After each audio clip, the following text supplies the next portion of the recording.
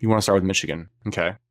I rewatched some of the game on faster speed because I needed to have my bearings about what actually happened in this game. I really thought once it was like 21-3, 24-3 that we were in the clear. Team was actually looking good. I said, all right, they're playing around Orgy. He's actually completing some passes. Loveland's back, playing good defense without 3 NFL players. This is good. And then they almost lost because thankfully the refs missed an offside or called a fake offside on an onside kick because there's a real world here where they recover that and they score a touchdown. And we were talking about... They did recover that. They did recover it legally. But yeah, I'm saying like it stands and they end up winning the game. Now there is some debate. Whether or not a Minnesota player touched it before 10 yards, but that would have been hard to overturn and they did not call that on the field. So I don't know what have actually. We don't need disputable video evidence anymore. We saw it on Friday night.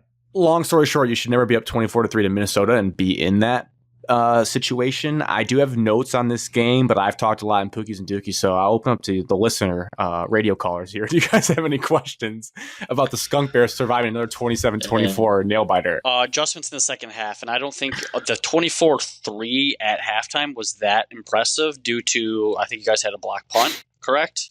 It was a beautiful block punt. Okay. It was great. That I wrote punt's special teams are back.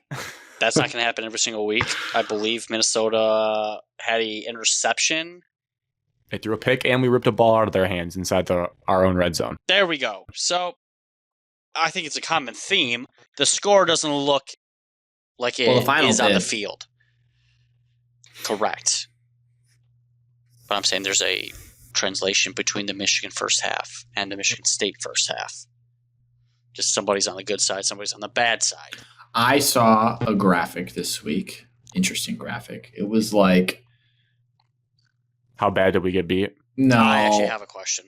I love those graphics by Parker Fleming. When Michigan was winning their title runs, they were just dust people. Now we're like at the point where Minnesota basically won the game, but we somehow won the game. Graphic. Yeah, that was it. How bad did we get beat? It was like, is that what it's called? It's called How Bad Did We Get Beat? And it's like a really good graphic. Minnesota should have won that game based on that graphic.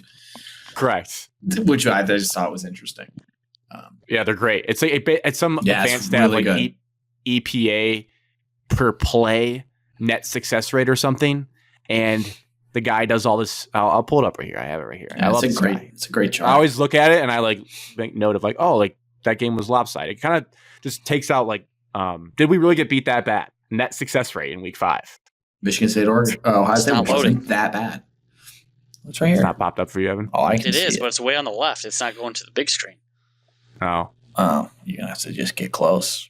Michigan's all the way there on the left. Teams. How do I zoom in? There it is. Michigan's right there. Put your mouse on it. Mine's not on it. It's grand zoomed in. I can see it. I can't see it. What are you looking at? Minnesota's ahead of Michigan. Dude, Evan, what are you looking at? Dude, look at that. I don't think you understand what my point of view is. I don't. I have a black screen. I'm up in the top right. You are on the left. Grant is on the left. Let me try. So the screen was black. That's what I was asking. The main screen where everyone's faces are was black, and Grant's like sharing the screen was over like where you were talking. Can you see it now? Oh, that is so much better. That is hot. Rutgers frauds. Keep look at Auburn. That. Auburn should beat Oklahoma by this too. Yeah, did you watch that game? He has no defense helping him. He did throw a pick six. Oh. So there's Minnesota. And then you can see as it goes up, you can see teams that had better, and Alabama especially too, but Penn State kind of Indiana was more impressive than Ohio State based on this graphic. We're not that far. We were right. Well, I mean, we're not that far off. Yeah, we had a bad second half, but I mean, the game was over. Bad first half. I think there's an algorithm for like successful plays that don't really include like fluky plays like turnovers and stuff you can't always predict, and that's how he comes up with these. So it's very telling. Alabama dominated against Georgia, but really won. But yeah, to Alex's point, yeah, Minnesota played well. Not good enough. It's the same old story for this football team, Grant. I'm going to tell it to you every single week. Listen, not that good. Did Michigan complete a pass over 7 yards? I think they did. So. I think one. I don't think so. My guess is one. Because the prior week versus USC, they did not. Oh, they definitely had one that was over 7, but I don't know about air yards, to your point about air yards. It might have been one that was like a dump and then run. USC game, Orgy was 0 for 5 on passes attempts more than 7 yards.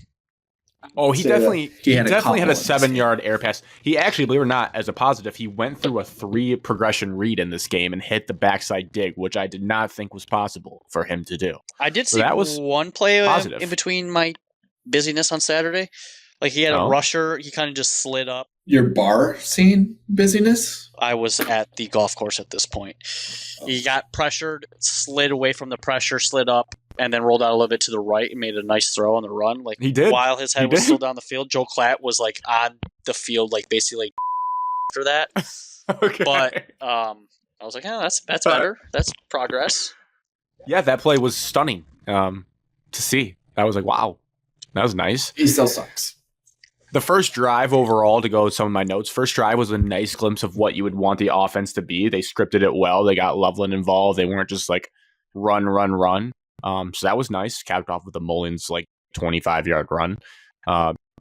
Defensive back Zeke Berry made a huge play, the one that he ripped it out of the guy's hands. Okay, I kind of went all around when I was watching the game, but on the broadcast, they highlighted this. Alex, Evan's not allowed to answer this because he's super biased. Let's just Pookie or Dookie this. PJ Fleck has a tradition with his team where they scoop up a cup of turf from their home field and they dump it on the opposing team's turf before the game to make themselves at home and turn that into their building. Pookie or Dookie, that tradition. They showed a cutaway. Yeah, I couldn't believe it. Yeah, like if Mel Tucker did that and we were like in the full, like, I think Mel Tucker's the guy, I would have been like, that's sick.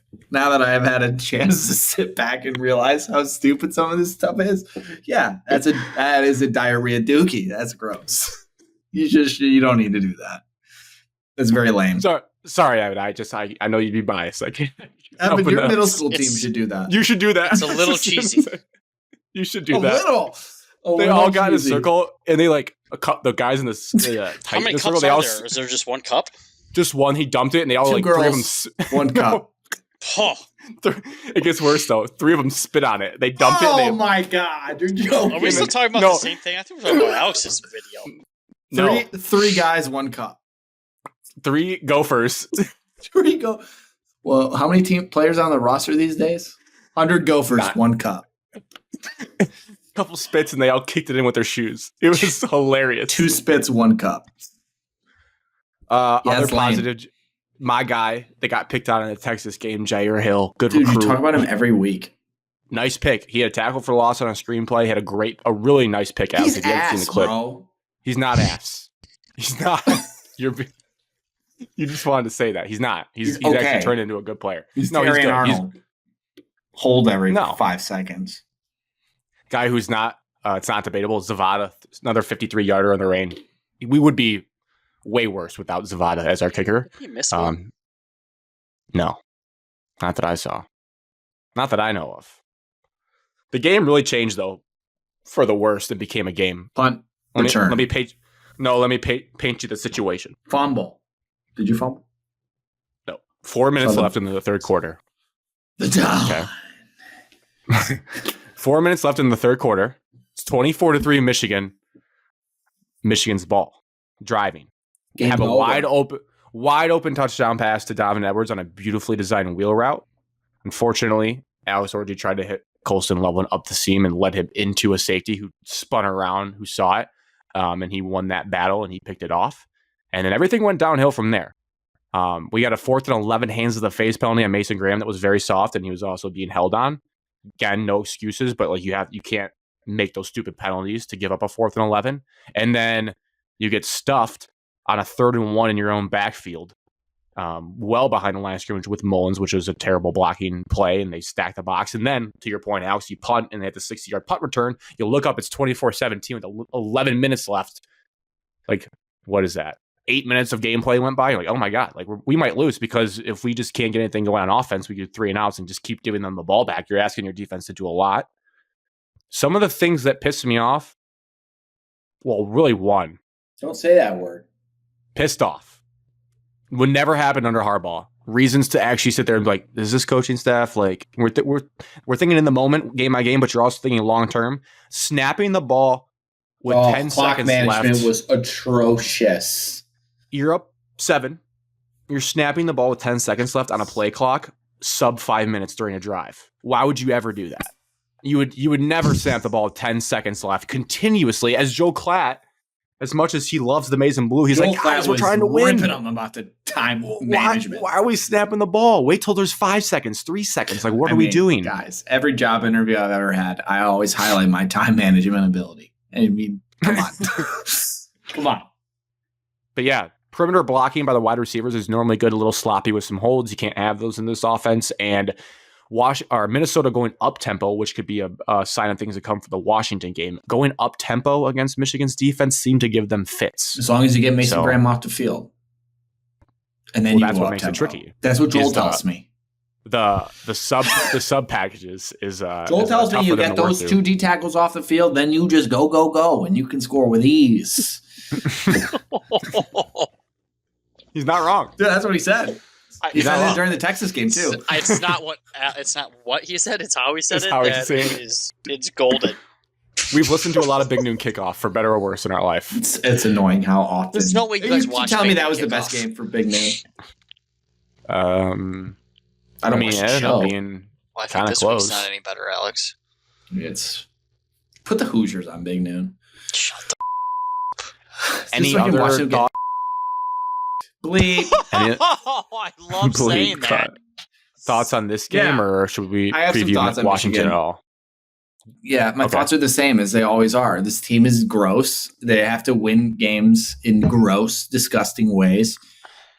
And I thought they would be better at holding a lead. They're clearly not. And the key to success for teams playing Michigan is they have to score first, but somehow Michigan keeps scoring first, and so they keep winning. First halves have been dream scenarios you for that way to want to play. To jump on Michigan in the first half, and you'll probably win because the offense will fall apart in the second October half. 26th, 7:30. Is that our game? NBC. You guys are looking too far ahead. Michigan State versus Michigan. Michigan. Only game that matters when you play a bunch of good teams in a row. Johnny It gets Smith, dark. coin flip, boom. Take the Won ball. the toss. You're Child's taking the ball? Tutty. Yeah, for sure. Okay. Nick Marsh, Will Johnson, Moss. I think that's what I was going to say even about Washington. Any team that plays Michigan should take the ball. And vice versa. Michigan should take the ball. Yes. Because if you give it to them, it's like both teams should take the ball in that game. Now, realistically, you probably have in your October 26th scenario, we would probably take the ball, go 3-and-out, and then they would score, and it would be a disaster. No, we'd have a long third down. We'd get 1 first down and then punt after that. And as long as you flip the field position on Michigan. I think the question everyone's wondering is how long can this last? This little pumpkin ride of this, it feels like it has to end. It could can't be this last. week. I'm prepared for it to potentially happen. Washington's not good. I've come around on that, Evan. I think they are actually better than their record. Didn't they lose to Rutgers? They played way better than Rutgers. Well, Rutgers. On that chart, we saw it. Their kicker could not make a field goal to save his life. Also, that kick, no offense to that kid, but his face really fills out a football helmet. It's tough. It's tough. His lips were on the face mask. It's like, dude, that is tough. The helmet doesn't fit you. I don't think Washington has enough defense to stop this. Well, here's the thing that was perplexing to me. Let's get into that game now. It's away at Washington.